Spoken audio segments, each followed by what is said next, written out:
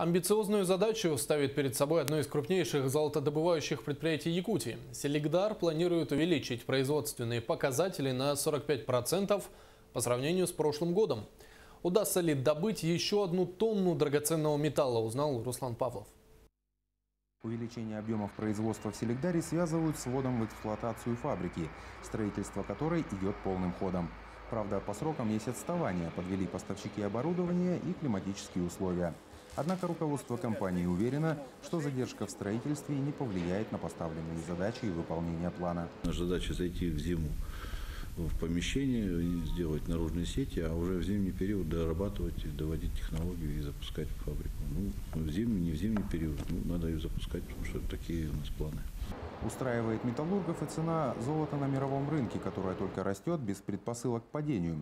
Впрочем, в Селигдаре такие риски застраховали и больше наблюдают за колебанием рубля. Рынок для нас сегодня очень интересен. Нам больше интересен цена рубля на этом рынке. Вот этот наш показатель. Будет рублю похуже, нам будет лучше.